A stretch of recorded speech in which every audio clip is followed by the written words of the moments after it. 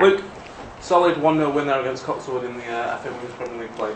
Yeah, really pleased with the performance from everyone. We knew it was going to be a bit of a scrappy one, a bit of a tough one, physical. Obviously some players playing out of position today, but overall, yeah, the effort, the endeavour from the players has been fantastic. So we're going home happy girls. Picked up on a couple of points there. You mentioned scrappy. It was a very scrappy game. There wasn't many chances created. Was that frustrating at times?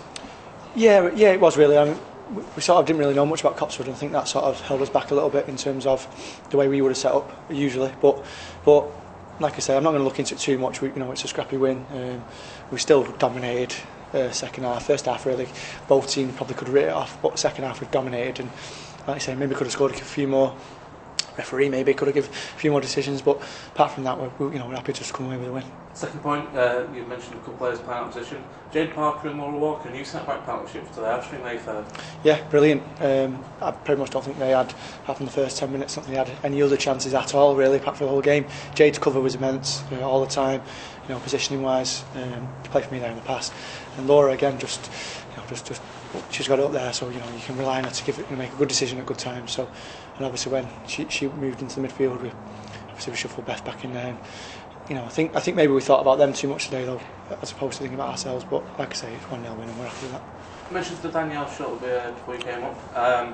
It was quite hard for her at times because she wasn't doing much. Were you quite pleased with how she reacted with the save that she had to make? Yeah, definitely. I mean that one, especially in the second half there, and I said to Danielle today, I had a word with her before the game and said I want to try to cut the space out behind the centre half, so I had to start a bit higher up, and she did that really well. Every time I looked, she was in position, ready. So yeah, she did her job as much as she could, and unfortunately keepers are unused for long periods of the game. So, but she kept herself on task, and we've come away with a clean sheet.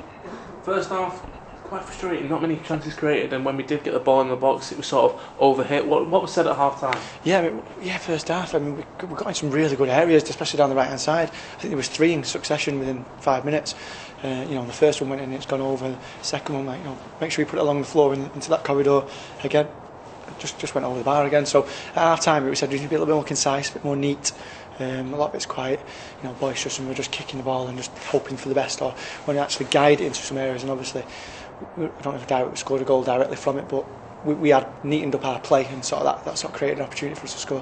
Whatever you did though worked, and you've mentioned we scored within 5 minutes, so yeah. Pleasing again to see Chelsea playing on the score sheet. Oh, absolutely. I mean, Chelsea again first half didn't cover herself in glory, and she knows that herself, but second half it was good for her to come out of the change room and refocus herself, and obviously she's the difference between sort of going through to the quarter-final and not at the moment. So I'm pleased with her, I'm pleased with the way the team have picked up, and we always seem to have a good response after half time, so that's good. You mentioned into the quarter-final and also only 2 steps away from your aim, which is to reach the final. Yeah, absolutely. That's the ultimate goal, to reach the final. Then obviously 90 minutes between us and winning the plate. I've said to the players, I made it very clear that to make amends for that unfortunate, horrendous loss against Mosley Hill, we need to win the plate. So yeah, we'll be looking forward to the draw when it comes out, and take the next fixture as we've taken all the others. Do you see it as a hindrance that it's mainly southern teams left in the competition now? No, not at all. I mean, you can't always be, have as much background knowledge on teams as you like. So I think you find out a lot more about your team when you play someone who you don't really know, and you can see that again, like Jade today. She's pulled that performance out of the bag, and it's unbelievable. Playing against someone who she might have known, she might not have played like that. It's good to sort of test yourself. So no, we're fine with either one who we get drawn against. Looking ahead to next week, Forest in the league. Last time we checked, they were 1-0 down against Keynsham, but it's another chance to make up for the 2-1 loss in October. Absolutely, yeah. Again, that's a disastrous loss over there. From the performance we put in the first half was quite good, but the second half at Forest was probably one of the worst I've seen. So yeah, we need to put that right again. Again, we've won again, so we need to make sure we keep that winning run going, and at home as well. That's a little bit better. So yeah, 3 points is a must on Sunday, and we're all looking forward to it now. Final one from me. We've added Nicola Emery to the squad this week. What can she bring? Yeah, unfortunately Nicola weren't available for today, but she's a very, very attacking player. Plays from the left, so I think you'll expect to see some goals, a lot of contribution from her from wide areas, and getting past people and causing problems. Yeah.